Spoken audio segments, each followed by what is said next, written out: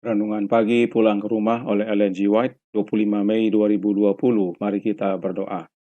Bapa kami yang di sorga, Allah pencipta langit dan bumi, laut dan segala isinya, yang kami sembah selalu hanya melalui anak-Mu yang tunggal, Yesus Kristus. Pagi hari ini kami bersyukur boleh bangun dan berbakti, dan sebagaimana membaca firman-Mu, kami mohon akan kuasa roh-Mu ya Yesus untuk hadir menyertai kami, agar masing-masing kami mengerti dan menghidupkannya. Beserta kami sepanjang perbaktian ini, kehendak-Mu yang jadi. Ampunkan kami akan dosa dan salah, karena kami berdoa hanya dalam nama anak Allah yang tunggal, Yesus Kristus, yang adalah Tuhan dan Juru Selamat kami. Amin. Renungan hari ini berjudul, Jangan membuat pertemuan doa menjemukan. Ayat inti terdapat dalam Lukas 20 ayat 46 dan 47. Waspadalah terhadap ahli-ahli Taurat yang mengelabui mata orang dengan doa yang panjang-panjang. Pertemuan doa seharusnya merupakan pertemuan yang paling menarik, tetapi sangat disesalkan pertemuan ini sering diadakan dengan tidak semestinya. Banyak orang menghadiri khotbah, tetapi melalaikan pertemuan doa. Dalam hal ini pun diperlukan pemikiran yang serius. Akal budi harus dicari dari Allah, dan rencana harus diadakan untuk mengadakan pertemuan itu supaya menarik. Orang lapar akan roti hidup. Kalau mereka mendapatkannya di pertemuan doa, mereka akan pergi ke sana untuk mendapatkannya. Pembicaraan dan doa yang panjang dan menjemukan tidak pada tempatnya di mana-mana, dan terutama di pertemuan sosial. Mereka yang penuh semangat dan selamanya sedia berbicara diperkenankan mengesampingkan kesaksian anggota yang takut dan malu. Mereka yang paling dangkal pengetahuannya biasanya berkata paling banyak. Doa mereka panjang dan dibuat-buat. Mereka menjemukan malaikat-malaikat dan orang-orang yang mendengarkan mereka. Biarlah permohonan yang panjang dan meletihkan itu diadakan di bilik berdoa. Kalau seseorang mau berdoa demikian, biarlah Roh Allah masuk ke dalam hatimu, dan dengan demikian segala formalitas yang kering akan dijauhkan. Kristus memberi kesan kepada murid-muridnya bahwa doa mereka harus singkat, mengungkapkan hanya yang mereka perlukan dan tidak lebih. Dia menunjukkan durasi doa mereka, mengungkapkan kerinduan mereka untuk berkat-berkat jasmani dan rohani, serta rasa syukur mereka untuk hal itu. Doa teladan ini sungguh luas artinya. Doa itu meliputi keperluan semua orang. 1 atau 2 menit sudah cukup panjang untuk sesuatu doa yang biasa. Mungkin ada kesempatan di mana doa disusun dalam cara yang istimewa oleh Roh Allah, di mana permohonan diadakan dalam roh. Jiwa yang penuh kerinduan menderita batin dan merintih datang untuk mencari Allah. Roh manusia bergumul seperti halnya dengan Yakub dan tidak berhenti tanpa manifestasi kuasa Allah. Inilah yang dikehendaki Allah. Tetapi banyak orang mempersembahkan doa dalam cara yang kering seperti berkhotbah. Orang seperti ini berdoa kepada manusia, bukan kepada Allah. Kalau mereka berdoa kepada Allah dan sesungguhnya mengerti apa yang mereka lakukan, mereka akan terkejut melihat kelancangan mereka, karena mereka berkhotbah kepada Tuhan dalam cara berdoa, seakan-akan pencipta semesta alam memerlukan informasi tentang persoalan umum yang ada sangkut pautnya dengan perkara-perkara yang sedang terjadi di dunia. Segala doa seperti itu adalah bagaikan gong yang berkumandang dan canang yang bergemerincing. Doa seperti itu tidak ada artinya di sorga.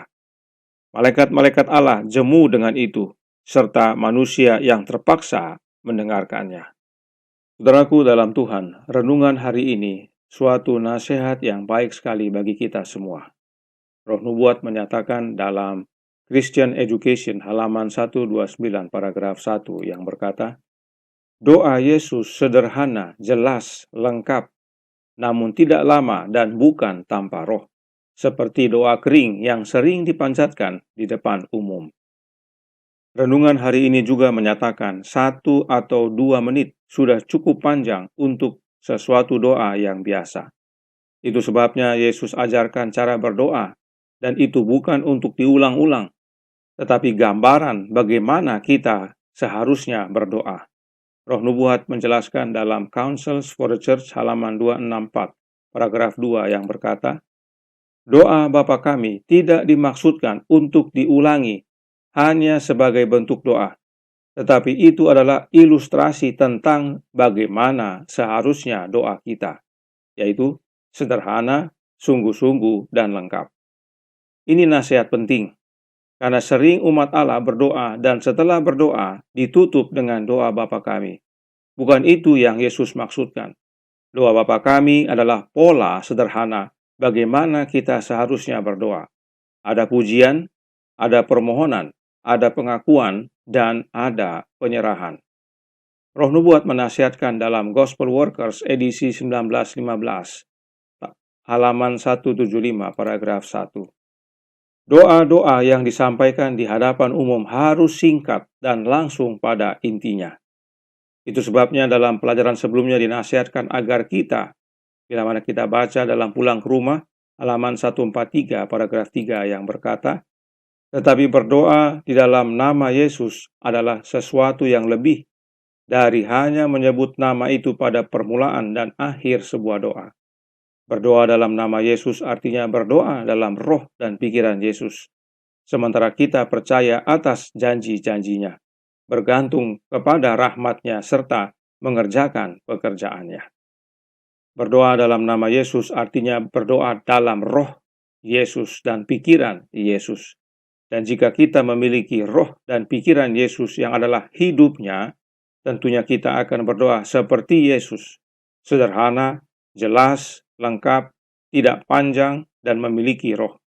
Sebab yang kita pikirkan itulah yang kita sampaikan dalam doa kita, dan bila pikiran Yesus menggantikan pikiran kita, maka tentunya perkataan Yesus yang kita sampaikan.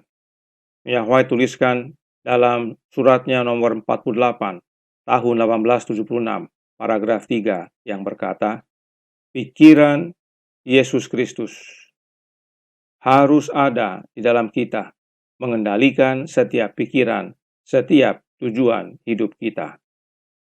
Mari kita hidupkan nasihat penting ini.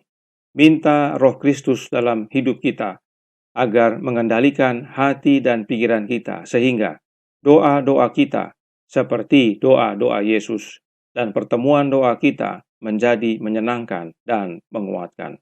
Tuhan memberkati, saya bawa dalam nama Yesus. Amin. Mari kita berdoa. Bapa kami yang di sorga, kami bersyukur boleh berbakti pagi hari ini dalam nama anak-Mu Yesus Kristus. Terima kasih atas nasihat yang indah, agar kami berdoa sebagaimana Kristus.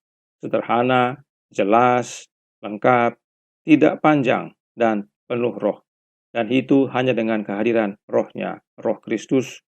Karenanya tolong kami ya Bapa, curahkan roh anak-Mu untuk hidup dalam diri kami, mengendalikan hidup dan pikiran kami, hati kami, agar selaras dengan Dia. Beserta kami sepanjang hari ini, kehendak-Mu yang jadi, ampunkan kami akan dosa dan salah, karena kami berdoa hanya dalam nama anak Allah yang tunggal, Yesus Kristus yang adalah Tuhan dan Juru Selamat kami. Amin.